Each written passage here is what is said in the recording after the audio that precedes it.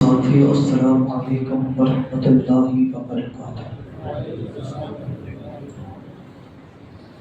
الحمد للہ رب العالمین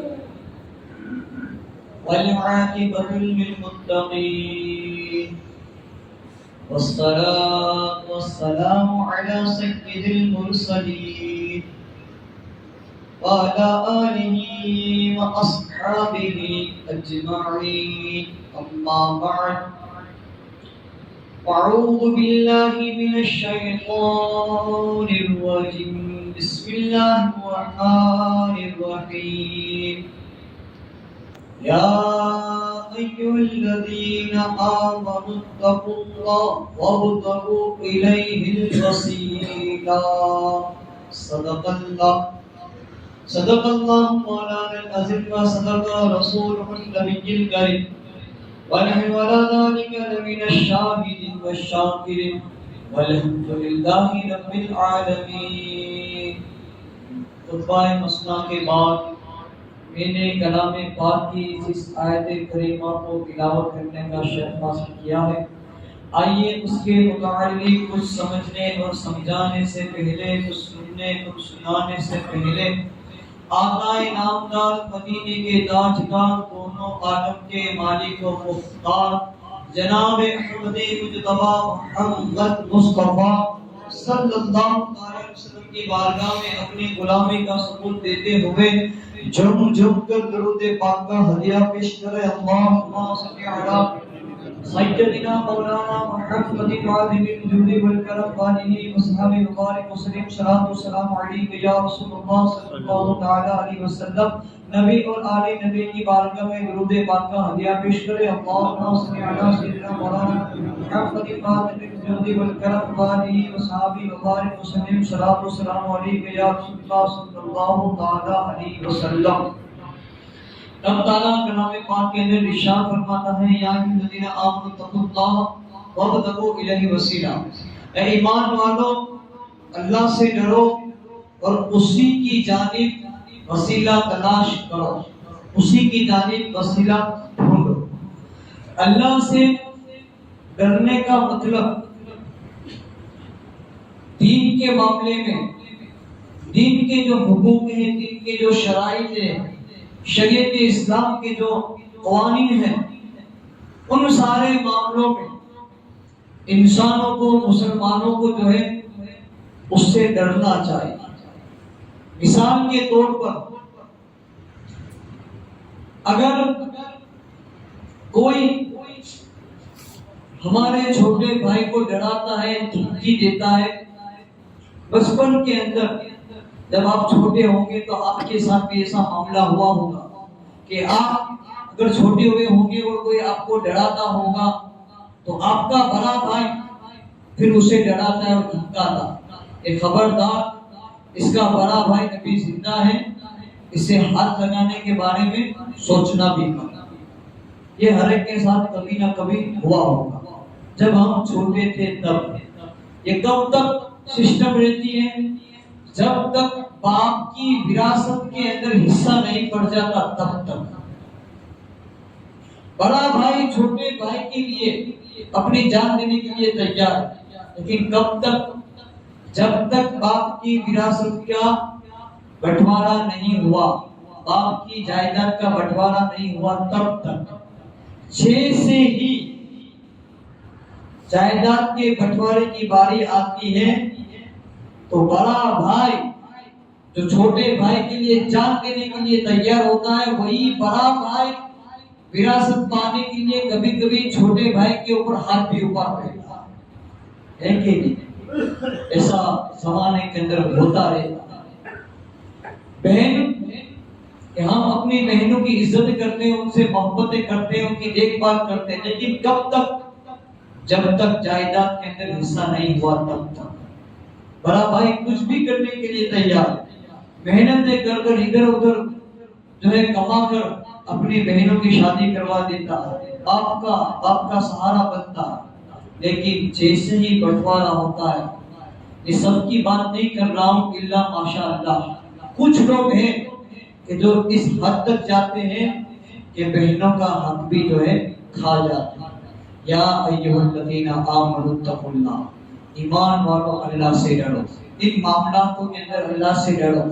یہ دنیا کی دولت یہاں رہ جائے گی، دنیا کی جائیداد، دنیا کی زمینیں، یہ پروٹے، یہ جو کچھ بھی مل کر رہے ہیں یہ دنیا تک ہی رہ جائے۔ یہاں تک کہ روایتوں کے اندر آتا ہے کہ حضرت علی رضی اللہ تعالیٰ عنہ جب قبرستان گئے تو ایک قبرستان سے جو ہے مردے کو سوال کیا، قبرستان کی قبر میں ایک مردے کو آپ نے سوال کیا کہ قبر والوں تمہارا حال کیا ہے؟ تو قبر والوں نے جواب دیا، اس میں سے ایک مردہ بولا یا علی ہمارے کفن جو ہے وہ پھٹ چکے ہیں، ہمارے جسم جو ہے وہ سڑ چکے ہیں، ہمارے جسموں کو جو ہے مٹی نے کھا لیا ہے اور بڑے پریشان ہیں، بڑے تکلیف کے اندر ہیں۔ پھر اس قبر والے نے حضرت علی سے سوال کیا کہ ہمارے گھر والوں کا حال کیا ہے؟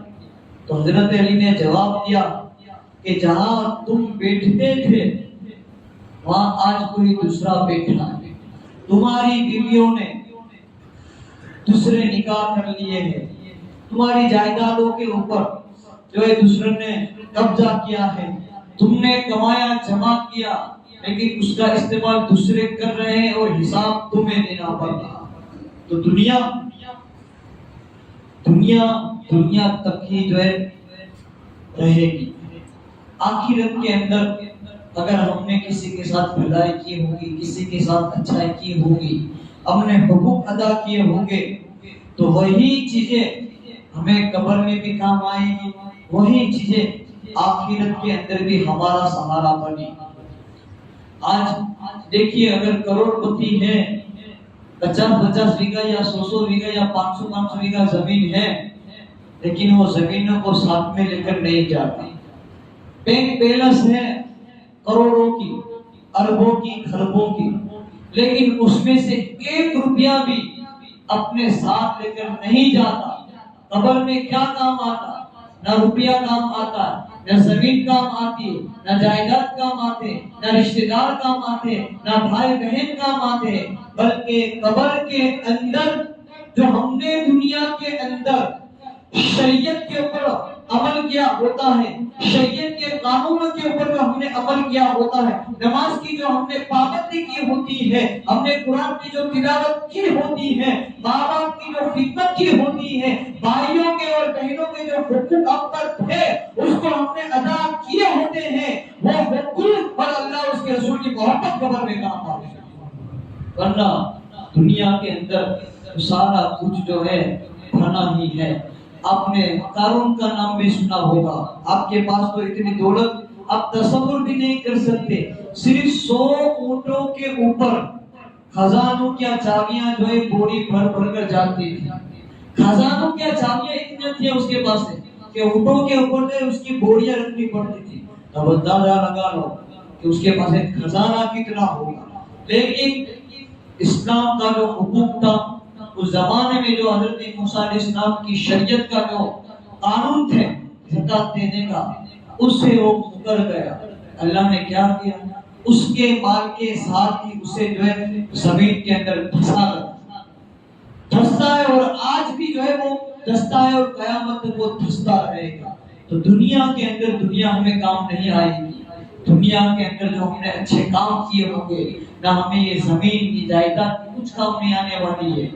لیکن اگر اللہ نے آپ کو مالدار بنایا ہے تو زکات ادا کریں، اللہ نے اگر آپ کو دولت دی ہے غریبوں کا سہارا بنے، مجبوروں کی جو ہے مجبوری کو دور کر، خدا کا خوف رکھے اپنے رشتہ داروں کے معاملات کے اندر، خدا کا خوف رکھے اپنے بھائیوں کے حقوق ادا کرنے کے اندر، خدا کا خوف رکھے اپنی بہنوں کے حقوق ادا کرنے کے اندر۔ ورنہ آپ 700 حج بھر لیں، یہ یاد رکھیے، یہ تو حقوق کی بات کر رہا ہوں، اگر آپ نے 700 حج کر لیے، 700 عمرہ کر لیے، لیکن اگر آپ کے اوپر 1 روپیے کا بھی قرض ہے تو آپ کی 700 حجوں اور عمروں کو نہیں دیکھا جائے گا، اس 1 روپیے کا قرض کا آپ سے قیامت کے دن اللہ حساب و کتاب لے گا۔ 1 روپیے کا بھی اگر قرضہ ہے تو سمجھے؟ یہ میں دوسروں کی باتیں کر رہا ہوں. اگر آپ کے اوپر کوئی گیروی مانگ رہا ہے اسے آپ قرضہ دے دو، جو آپ کا قرضہ ہے آپ کے اوپر اسے ادا کر دو، ورنہ اس معاملے کے اندر بھی آپ کی پکڑ ہوگی. آپ یہ مت سوچنا کہ میں مسلمان ہوں اور وہ ہندو ہے، حساب کتاب نہیں ہوگا. خدا اس کا بھی حساب کتاب کرے گا. اور مسلمان کا تو زیادہ ہوگا. اور ایسا ہوگا اگر اس وقت آپ کے اوپر قرضہ ہے اور آپ قرضہ دیے بغیر مر گئے تھے اور خدا کی بارگاہ کے اندر سوال ہوا کہ اس کا قرضہ کیوں ادا نہیں کیا، ادا کرو، تو اس وقت دینے کے لیے تمہارے پاس بظاہر کچھ ہوگا نہیں، لیکن جو آپ کے پاس پیسے مانگ رہا تھا، جو آپ کا قرض دار تھا، اللہ تعالیٰ آپ کی نے کیا اس بندے کو ادا کرتے. دنیا کے اندر سستے کے اندر چھوٹ جاؤ گے، سمجھے؟ دنیا کے اندر تمہارا سستے میں فائدہ ہے، یا تو قرضہ ادا کر دو یا پھر اس سے معاف کرا، دو ہی صورتیں ہیں. ورنہ اگر بندے کا حق ادا کیے بغیر آپ مر گئے تو قیامت کے دن اس کا حساب تو دینا پڑے گا. اور ٹوپی پہنانے کا کام زیادہ ہے. ٹوپی پہنانے کا مطلب سمجھتے ہیں؟ یہ سفید جالی والی ٹوپی نہیں. کسی کا پیسے لے لیے اور بولا بھائی پہلی تاریخ کو دے دوں گا، وہ بھائی پہلی تاریخ کو فون کرتا ہے، دوسری تاریخ کو فون کرتا ہے، یہ بھائی فون ہی جو ہے اٹھاتا نہیں. ایسا معاملہ دنیا کے اندر ہمارے معاشرے کے اندر ایسے ہوتے رہتے ہیں. تو ایسا نہ کریں. اگر آپ نے کسی سے وعدہ کیا ہے تو اس وعدے کو وفا کریں. وعدہ خلافی کرنا یہ تو کفریوں کا کام ہے، اور وعدے کو نبھانا یہ میرے کربلا کے تاجدار امام حسین کا کام ہے. تو آپ حسینی بنے، یزید کے والا کام نہ کرے. کوئی آپ کے پاس پیسے مانگ رہا ہے نہیں ہے تو تھوڑی اور مہلت مانگ لے، ورنہ قیامت کے دن ایسا حساب و کتاب ہوگا. دونوں خدا کی بارگاہ کے اندر ہوں گے. خدا کی بارگاہ میں دونوں ہوں گے، پیسہ مانگنے والا اور پیسہ لینے والا. پیسہ لینے والا اس وقت بھی کہے گا کہ میرے پاس دینے کے لیے کچھ نہیں ہے. اللہ تعالیٰ اس بندے کی نیکیاں، جو قرض دار تھا اس بندے کی نیکیاں اس پیسے مانگنے والے کو دے دے گا، اور اس کے جو گناہ ہیں وہ پیسے لینے والے کو دے دے گا. تو کتنا بڑا نقصان ہوگا ہمارا آخرت کے اندر. اس لیے خدا را دنیا کے اندر ایسے کاموں سے بچے، اپنے حقوق کو ادا کرے، اپنے رشتہ داروں کے جو حقوق ہیں، اپنے بھائیوں کے بہنوں کے، ان کو ادا کرے، اور اللہ کے ولیوں سے محبت کرے. کسی بھی ولی کے دامن کو اگر آپ نے تھام لیا ہے، کیونکہ بغیر وسیلے کے زندگی جو ہے بیکار ہے. آج جو ہے یہ پنکھا بھی جو ہے جو چل رہا ہے اسے بھی جو ہے سوئچ کا وسیلہ لینا پڑتا ہے. بغیر سوئچ کے جو ہے یہ پنکھا بھی نہیں چل سکتا. آج اگر ہمیں اپنے مکان کی چھت کے اوپر چڑھنا ہے تو ہم ڈائریکٹ جو ہے نہیں چڑھ سکتے.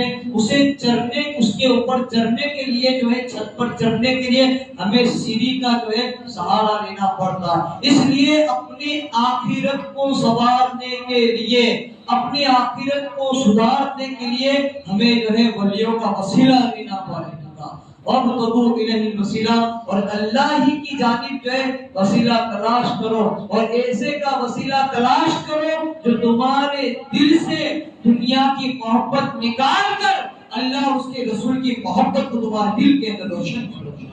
سردار حسین پاک رضی اللہ تعالیٰ عنہ کی بارگاہ کے اندر، آپ کے دربار کے اندر، آپ کی خانقاہ کے اندر آپ کا ایک مرید تھا جو ان پڑھ تھا، کچھ بھی نہیں جانتا تھا. وسیلے کے اندر طاقت کتنی ہے، ولیوں کے دربار کے اندر پڑے رہنے کے اندر طاقت کتنی ہے، ولیوں کے دربار کے اندر خدمت کرنے کی طاقت کتنی ہے، اس کی برکتیں کیا ہے آپ کو بتانا چاہتا ہوں. سرکار حسین پاک کے وہ مرید جو خانقاہ کے اندر رہتے تھے، حسین پاک نے انہیں کام دیا تھا، اور کام یہ تھا کہ جو بھی کوئی آئے باہر سے، کیونکہ حسین پاک کی جو خانقاہ تھی، حسین پاک کا جو دربار تھا، بڑے بڑے ولی، بڑے بڑے اقطاب ان کے دربار کے اندر، بڑے بڑے عابدین جو ہے دور دراز سے سفر کر جو ہے غوث پاک کی زیارت کرنے کے لیے آتے، غوث پاک کی بارگاہ کے اندر ان کا دیدار کرنے کے لیے آتے، اور اللہ کے وہ ولی غوث پاک کا جو ہے غوث پاک کی بارگاہ کے اندر پیغام لینے کے لیے آتے، کبھی کوئی حکم لینے کے لیے آتے، اللہ کے ولی ان کے درباروں کے اندر آتے، زائر بن کر آتے، مسافر بن کر آتے، اور یہ جو ان کے مرید تھے جنہیں لوٹے والے بابا جی جو ہے کہا جاتا ہے، ان کا کام یہ تھا، غوث پاک نے ان کو ذمہ داری یہ دی تھی کہ جو بھی باہر سے مسافر آئے تم اس کو جو ہے وضو کے لیے پانی دینا، تم اس کو جو ہے وضو کرا لینا۔ 40 سال تک سردار غوث اعظم کی خانقاہ کے اندر، سردار غوث اعظم کے دربار کے اندر جو ہے وہ ان کے مرید جو ہے 40 سال تک آنے والے کو جو ہے وضو کراتے رہے، 40 سال تک وضو کراتے رہے۔ لیکن انہوں نے اپنے دل کے اندر یہ سوچا کہ مجھے جو ہے سرکار غوث پاک نے اس کام کے اندر لگا دیا ہے، اور سرکار غوث پاک سے میری جو ہے ملاقات بھی کم ہوتی ہے، دیدار بھی کم ہوتا ہے، اور میں کوئی اونچا مقام حاصل نہیں کر سکتا۔ یہاں تو یہ دربار ہے کہ اگر چور آتا ہے تو وہ بھی جو ہے ولی بن کر جاتا ہے۔ اس نے سب اپنی آنکھوں سے دیکھا کہ چور بھی آتا ہے۔ بچپن کے اندر ہی سرکار غوث پاک نے جو ہے کئی ڈاکوؤں کو جو ہے لوٹ مار سے، جب آپ طالب علم دین کے لیے نکلے تھے، ماں سے وعدہ کیا تھا، ماں نے کہا تھا بیٹا زندگی میں ہر حال میں سچ بولنا۔ آپ جا رہے تھے بغداد کی طرف، راستے میں جو ہے ڈاکو آئے، لوٹ مار کری، کسی نے پوچھا ڈاکو نے بچے تمہارے پاس کچھ ہے؟ کہا میرے پاس جو ہے اتنی اشرفیاں ہیں، جو چھپا ہوا راز تھا وہ بھی بتا دیا، اور آستین کے اندر وہ چھپی ہوئی تھی۔ جب ڈاکو نے یہ دیکھا کہ اتنے اخلاق دیکھے سرکار غوث پاک کے کہ اگر یہ بچہ چاہتا تو جو ہے یہ اشرفیاں چھپا سکتا تھا، اپنا مال چھپا سکتا تھا، لیکن اس نے سچ بولا۔ ڈاکو کے سردار نے کہا اگر تم چاہتے تو جھوٹ بول کر یا جو ہے کچھ بھی نہ بول کر تم نکل سکتے تھے، لیکن تم نے سچ کیوں بولا؟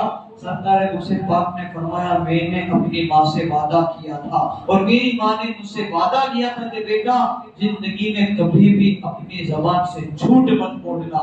ڈاکو نے جب یہ سنا تو اس کا دل جو ہے وہ بدل گیا، تبدیل ہو گیا کہ ایک چھوٹا بچہ ہو کر اپنی ماں کا اتنا وفادار ہے، اپنی ماں کی اتنی باتیں رکھتا ہے، اور میں بڑا سا انسان ہو کر خدا کی کتنی نافرمانی کرتا ہوں۔ بس اسی وقت اس نے جو ہے توبہ کی، اور روایت میں آتا ہے کہ سرکار غوث پاک کے ہاتھوں میں انہوں نے توبہ بھی کی، اور اسی وقت سرکار غوث اعظم نے جو ہے ان کو ولایت بھی عطا فرمائی۔ تو یہ میرے غوث پاک رضی اللہ تعالیٰ ہے۔ تو وہ دیکھتا کہ بڑے بڑے آتے ہیں، جھولیاں بھر کر جاتے ہیں، مردہ بھی آتا ہے، کوئی لے کر اگر مردہ بچہ لے کر آتا ہے تو جو ہے زندہ کر دیتے ہیں۔ 12 سال کی ڈوبی کشتی کو جو ہے سلامتی کے ساتھ کنارے پر لا دیا۔ تو مجھے تو جو ہے کوئی فائدہ بظاہر نہیں دکھ رہا ہے، بس لوٹے کے اندر رکھا ہے، وضو کرانے کے اندر رکھا ہے۔ ایک دن ایسا ہوا کہ دو خطوب جو ہے غوث پاک کے دربار کے اندر آئے، اور ان کے چہرے کو دیکھ کر یہ جو وضو کرانے والے تھے انہوں نے سوچا کہ اب یہ خانقاہ کو چھوڑ کر جو ہے ان دونوں کے ساتھ جو ہے میں سفر کروں گا، اب ان کی خدمت کروں گا، غوث پاک کی خدمت کو چھوڑ کر اب ان کی خدمت کروں گا، تو اللہ کے ولیوں کے ساتھ رہوں گا۔ اب جو قطب ہوتے ہیں، جو اقطاب ہوتے ہیں، وہ بڑے بھولے بھالے ہوتے ہیں، اور اقطابوں کا یہ حال ہوتا ہے کہ کھانا کم کھاتے ہیں اور اللہ کی عبادت زیادہ کرتے ہیں۔ اب انہوں نے فیصلہ کر لیا، غوث پاک کے خادم نے جو وضو کراتے تھے لوٹا لے کر، کہا اب تو میں جو اس خانقاہ کو چھوڑ کر، ان دربار کو چھوڑ کر جو ان تو اللہ کے ولیوں کے ساتھ ہو جاؤں گا، اب ان کی خدمت کروں گا، شاید کچھ مل جائے، شاید کچھ مقام مل جائے، کیونکہ یہاں پر 40 سال تک وضو کیا لیکن کچھ حاصل نہیں ہوا ہے۔ وہ اللہ کے ولیوں کے پاس آتا ہے، دونوں اقطابوں کے پاس آتا ہے اور عرض کرتا ہے کہ میں بھی جو ہے آپ کے ساتھ چلنا چاہتا ہوں، میں بھی جو ہے آپ کے ساتھ جو ہے آنا چاہتا ہوں۔ انہوں نے کہا کوئی بات نہیں، آپ ہمارے ساتھ آ سکتے ہو۔ اب یہ 3 لوگوں کا سفر جو ہے شروع ہوتا ہے۔ غوث پاک کے خادم جو لوٹا لے کر وضو کراتے تھے ان کا، اور وہ اقطاب جو غوث پاک کی دربار کے اندر آئے تھے، 3 لوگوں کا سفر جو ہے وہ شروع ہوتا ہے۔ پہلے دن جب سفر شروع ہوا اور کھانے کا وقت ہوا تو یہ جو غوث پاک کے مرید تھے، لوٹا لے کر وضو کرانے والے، انہوں نے کہا کہ کھانے کا وقت ہو گیا ہے، اب کھانے کا انتظام کرو۔ تو اس میں سے ایک اللہ کے ولی جو تھے، ایک قطب تھے، انہوں نے خدا کی بارگاہ کے اندر دعا کی، اور جیسے ہی دعا کی آسمان سے ایک دسترخوان جو ہے نازل ہوتا ہے کھانے کا، آسمان سے کھانے کا دسترخوان نازل ہوتا ہے۔ کھانا کھایا، پھر جب شام کے وقت کھانے کا وقت ہوا تو پھر ان کو بھوک لگی، غوث پاک کے مرید کو۔ انہوں نے کہا کہ کھانے کا وقت ہو گیا، کھانے کا انتظام کرو۔ تو اقطابوں نے کہا کہ ہم 24 گھنٹے میں صرف ایک بار کھاتے ہیں، اب کھانا تمہیں جو ہے 24 گھنٹے کے بعد ملے گا۔ یہ اللہ کے ولیوں کا یہ حال ہوتا ہے کہ ان کو خدا سے لگاؤ ہوتا ہے، ان کو اللہ کے ذکر سے لگاؤ ہوتا ہے، ان کو کلام پاک کی تلاوت سے لگاؤ ہوتا ہے۔ وہ کھانے کے پیچھے یا دنیا کے پیچھے نہیں ہوتے، بلکہ اللہ کی محبت میں ہر وقت جو ہے ڈوبے ہوئے رہتے ہیں۔ اب کیونکہ سرکار غوث پاک کے دربار میں جو لنگر چلتا تھا، وہاں تو جو ہے صبح بھی پیٹ بھر کر کھانا ملتا تھا، دوپہر میں بھی پیٹ بھر کر کھانا ملتا تھا، رات میں بھی جو ہے پیٹ بھر کر کھانا ملتا تھا۔ اب ان کے ساتھ آ گئے 24 گھنٹے میں ایک بار ملے گا۔ اب جیسے ہی 24 گھنٹے ہو گئے، غوث پاک کے مرید نے ان دونوں اللہ کے ولیوں سے کہا کہ 24 گھنٹے ہو چکے ہیں، اب آپ دعا کرو۔ کہا پہلے دن تو میں نے دعا کرتی ہے، اب دوسرے دن یہ دوسرے جو اقطاب ہیں یہ ہیں وہ دعا کریں گے۔ انہوں نے جب دعا کی دوسرے دن، تو دوسرے دن بھی جو ہے ایک دسترخوان آسمان سے نازل ہوتا ہے۔ پہلے اللہ کے ولی نے دعا کی، ایک دسترخوان نازل ہوا، تینوں نے کھا لیا۔ دوسرے دن دعا کی اللہ کے ولی نے، 24 گھنٹے کے بعد ایک دسترخوان نازل ہوا، تینوں نے مل کر کھا لیا۔ اب پھر 24 گھنٹے ہو گئے، اس کے بعد واپس اس سرکار غوث پاک کے جو مرید تھے، جو 40 سال تک جو ہے لوٹا لے کر وضو کرایا کرتے تھے، انہوں نے کہا 24 گھنٹے ہو چکے ہیں، دعا کرو کہ کھانا آسمان سے نازل ہو جائے۔ تو جو اللہ کے ولی تھے، جو 2 اقطاب تھے، انہوں نے کہا اب باری تمہاری دعا کرنے کی، کیونکہ اب کوئی بچا نہیں ہے۔ پہلے دن میری باری تھی، میں نے دعا کر لی، دوسرے دن ان کی باری تھی، انہوں نے دعا کر لی، کھانا آ گیا۔ اب اگر تمہیں کھانا چاہیے تو تمہیں جو ہے خدا کی بارگاہ کے اندر دعا کرنی پڑے گی۔ اب وہ ان پڑھ تھے، انہیں کچھ آتا نہیں تھا۔ انہوں نے کہا بھائی میں تو سیدھا سادہ انسان ہوں، مجھے کچھ آتا نہیں ہے، آپ ہی لوگ دعا کرتے۔ تو انہوں نے کہا اگر تمہیں کھانا چاہیے تو تمہیں دعا کرنی پڑے گی۔ اب ایسا ہوا کہ وہ جو غوث پاک کے دربار کے اندر لوٹا لے کر وضو کرانے والے تھے، وہ دونوں اللہ کے ولیوں کے بیچ میں کھڑے ہو گئے، دونوں کے بیچ میں کھڑے ہو گئے اور خدا کی بارگاہ کے اندر دعا کی، اے میرے پروردگار، میرے جو دائنی طرف کھڑے ہیں انہوں نے اپنی دعاؤں کے اندر جس کو وسیلہ بنایا ہے، اور میرے جو بائیں طرف کھڑے ہیں اللہ کے ولی تیرے پیارے ہیں، تیرے محبوب ہیں، تیرے مقرر ہیں، تیری بارگاہ کے پسندیدہ ہیں، انہوں نے اپنی دعاؤں کے اندر جس کو وسیلہ بنایا ہے، مالک میں بھی جو ہے اس کو وسیلہ بناتا ہوں اور دعا کرتا ہوں تو آسمان سے کھانا جو ہے وہ نازل فرما۔ اب جب جیسے ہی اس سرکار غوث پاک کے مرید نے جو 40 سال تک جو ہے صرف غوث پاک کے دربار کے اندر آنے والوں کو جو ہے وضو کراتے تھے، پہلے قطب نے جب دعا کی آسمان سے ایک دسترخوان نازل ہوا، دوسرے قطب نے جب دعا کی تھی تو آسمان سے جو ہے ایک ہی دسترخوان نازل ہوا تھا۔ لیکن جب غوث پاک کے مرید کی باری آتی ہے، 40 سال تک جو وضو کراتے تھے، خانقاہ کے اندر رہتے تھے، ان کی دعا کرنے کی باری آتی ہے، اور جب وہ دعا کرتے ہیں خدا کی بارگاہ کے اندر تو ایک دسترخوان نہیں بلکہ ان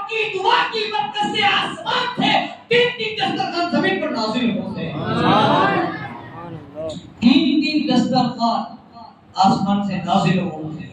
پہلے دن جو ہے ایک ہی دسترخوان آیا تھا، دوسرے اللہ کے ولی نے دعا کی تو بھی ایک ہی آیا تھا، اور جب انہوں نے دعا کی تو تین تین دسترخوان آسمان سے نازل ہوئے۔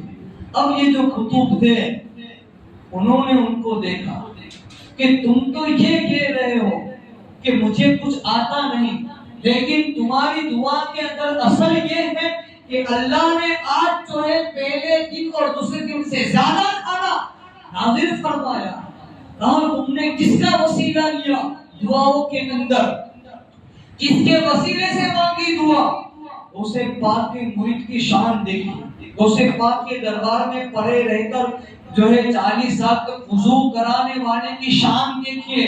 جب ان کتبوں نے جو ہے سوال کیا کہ تم نے کس کا وسیلہ دے کر خدا کی بارگاہ کے اندر دعا مانگی، تو اس اللہ کے ولی نے، اس سرکار غوث پاک کے مرید نے کہا ارے میں نے تو کسی وسیلہ جو ہے کسی کا نام نہیں لیا، بلکہ تم جس کے وسیلے سے دعا کرتے تھے بس میں نے اسی کا جو ہے وسیلہ جو ہے خدا کی بارگاہ کے اندر دیا۔ پھر یہ غوث پاک کا مرید ان دونوں اقطابوں سے پوچھتا ہے کہ آپ اپنی دعاؤں کے اندر کس کو وسیلہ بناتے تھے جو یہ کھانا نازل ہوتا تھا؟ ان دونوں اللہ کے ولیوں نے کہا، دونوں اقطابوں نے کہا کہ ہم تو اپنی دعاؤں کے اندر سرکار غوث پاک کے اس خادم کا نام لیتے تھے جو ان کے آستانے پر آنے والوں کو جو ہے وضو کراتا ہے، ہم اس وضو کرانے والے کے نام سے جو ہے اللہ کی بارگاہ کے اندر دعا کرتے تھے اور اسی کے وسیلے سے آسمان سے کھانا نازل ہوتا تھا۔ اور یہ وہ یہی تھے، وہ سمجھ گئے کہ یہ تو جو ہے بظاہر مجھے کچھ دیا نہیں ہے، لیکن باطن میں میرے نام کی طاقت ایسی ہے کہ اگر کوئی میرا نام لے کر دعا کرتا ہے تو آسمان سے کھانا نازل ہوتا ہے۔ یہ سمجھ گئے کہ غوث پاک کی نظر جو ہے مجھ پر ہے، غوث پاک کی نگاہ کرم جو ہے مجھ پر ہے، تبھی تو میرے نام کے اندر اتنی طاقت ہے کہ اللہ کے ولی، اللہ کے اقطاب جو ہے اپنی دعاؤں کے اندر میرا نام لیتے ہیں، مجھے وسیلہ بناتے ہیں اور آسمان سے کھانا جو ہے نازل ہوتا ہے۔ جب سرکار غوث اعظم پیران پیر دستگیر روشن ضمیر کے ایک ادنا خادم کی یہ شان ہے، ان کے نام کے اندر اتنا اثر ہے کہ اگر کوئی دعا کرتا ہے ان کے مرید کے نام کو وسیلہ بنا کر آسمان سے کھانا نازل ہوتا ہے، تو خود سرکار غوث پاک کے نام کی برکتوں کا عالم کیا ہوگا۔ نعرے تکبیر، اللہ، نعرے رسالت، پیران غوث اعظم۔ تو پیران پیر کی آپ شان دیکھیں، جب ایک دربار کے اندر وضو کرانے والے کے نام کے اندر اتنا اثر ہے تو پھر شیخ عبد القادر جیلانی سرکار غوث اعظم کے نام کے اندر کتنی طاقت ہوگی۔ اور آپ جانتے ہو دنیا کے اندر آپ کسی کو پوچھو گے نا تو بھائی یہ میرا پیر ہے، وہ میرا پیر ہے، یہ میرا پیر ہے، لیکن غوث اعظم دستگیر پیران پیر کی شان یہ ہے کہ آپ انسانوں کے بھی پیر ہے، آپ جناتوں کے بھی پیر ہے، اور اعلیٰ حضرت بھی فرماتے ہیں کہ انسان کے بھی پیر ہے، جناتوں کے بھی پیر ہے۔ اور غوث اعظم کی شان تو یہ ہے کہ اللہ کے کچھ فرشتے بھی آپ کی مریدی کے اندر شامل ہیں، اللہ کے فرشتے بھی جو ہے آپ کی مرید ہے۔ یہ سرکار غوث اعظم پیران پیر کی یہ شان ہے۔ آخری بات آپ کو بتاتا چلوں، شاید آپ کو پتا ہے یا نہیں پتا ہے، آج ہم 11ویں شریف مناتے ہیں، ہم سب کو پتا ہے کہ ہم 11ویں شریف مناتے ہیں، لیکن ہماری عوام کے اندر یہ مشہور ہے کہ 11 ربیع الاول جو ہے عوام کے اندر یہ مشہور ہے کہ وہ سرکار غوث پاک کے وصال کی تاریخ ہے۔ اب کسی کو بھی پوچھو گے تو یہی کہے گا، لیکن حقیقت کچھ اور ہے۔ 11 ربیع الاول 11 ربیع الاخر 11ویں شریف ہم مناتے ہیں، اس دن سرکار غوث پاک کا وصال نہیں ہوا ہے۔ آپ کسی بھی معتبر عالم، کسی بھی معتبر مفتی سے آپ پوچھے گا تو آپ کو پتہ چل جائے گا۔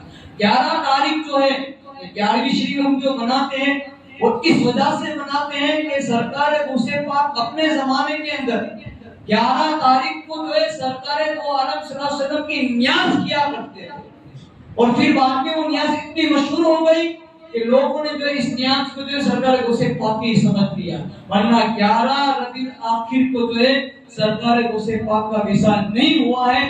آپ کے وصال کی تاریخ 8 ربیع الاول آپ کے وصال کی تاریخ ہے، یہ ذہن میں رکھیے۔ کوئی بھی اگر سوال کرے تو جو ہے ایسا نہیں ہے کہ اپنے یہ تاریخ بتا دی تو جو ہے 11ویں شب کو نہیں کرنا، یہ اللہ کے ولی ہے، ہم جب چاہے جو ہے جب چاہے تب انہیں ہم یاد کر سکتے ہیں، جب چاہے ہم ان کے نام کا فاتحہ دلا سکتے ہیں۔ اگر آپ 11ویں شریف کو بھی جو ہے فاتحہ دلاؤ گے آپ کا فاتحہ ہو جائے گا، اگر آپ 11ویں شریف کو بھی نیاز کرو گے آپ کی نیاز جو ہے وہ ہو جائے گی، لیکن صحیح تاریخ جو ہے وہ 8 ربیع الاول ہے۔ بس اسی کو جو ہے ذہن کے اندر رکھیں۔ چلیں اعلان کو سماپت کر لیں۔ ایوب بھائی